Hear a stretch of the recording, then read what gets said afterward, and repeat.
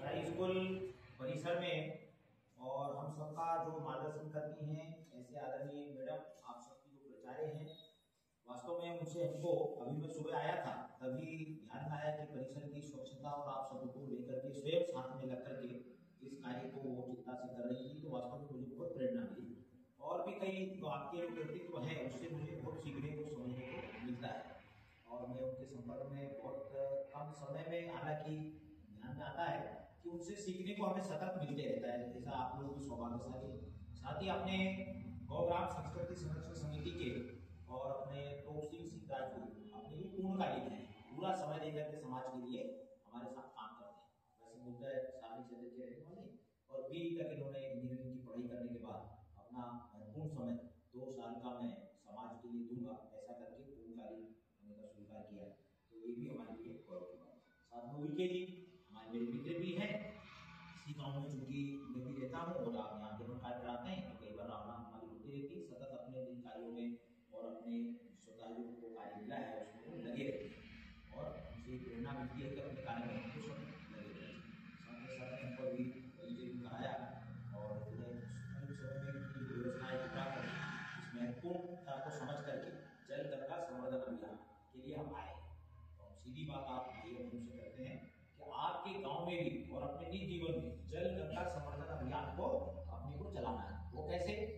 अभी हमारे जन अभियान परिषद के प्रदेश के उपाध्यक्ष हैं मोहन जी नागर, उन्होंने पूरे उनको जल के ऊपर सरकार द्वारा जल परी करके और पुरस्कार भी दिए। उन्होंने पूरा जलाशय जो प्रदूषित हो गया था हमारा सारनी का डेम, तो जल भागीदारी से लोगों को जुटा करके उसकी स्वच्छता ही करे। दूसरा, सोना घाटी पर जो पहाड़ी टेकरी थी वो भी पेड़ों से विलीन हो गई, तो उस पर सतत काम कर करके और जल की खेती करने का आह्वान उन्होंने किया। जल की खेती आए, अभी इसके बाद अब बारिश आएगी ना, बोलो सब लोग, आएगी ना बारिश, तो बारिश का पानी हमको रोकना है। बारिश का पानी रोकेंगे तो जल की खेती होगी और ऐसी पृथ्वी का जल स्तर घट जाएगा। अभी गर्मी तेज हो गई, अभी मैडम वगैरह सब चर्चा कर रहे हैं कि इस बार अप्रैल के महीने में 40 डिग्री सेंटीग्रेड अपना ये तापमान चला गया।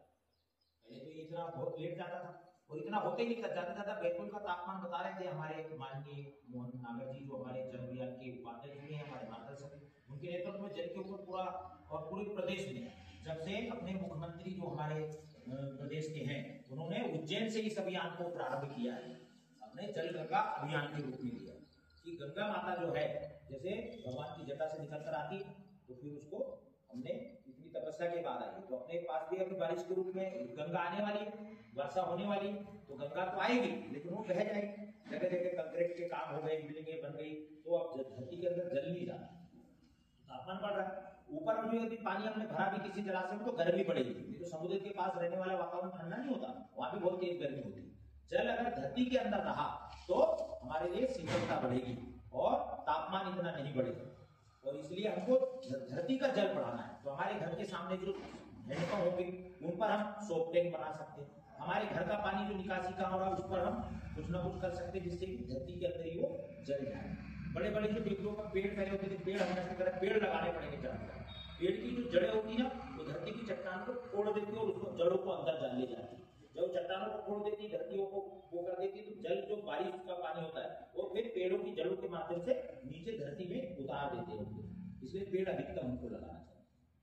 और इस प्रकार का ये अभियान हम पूरे मध्य प्रदेश में इसमें जल गंगा संवर्धन अभियान के रूप में चला है। तो आप लोग अपने अपने गांव में भी अपने हैंडपंपों के पास हम सोप टैंक बनाकर कम से कम इस काम को कर सकते हैं।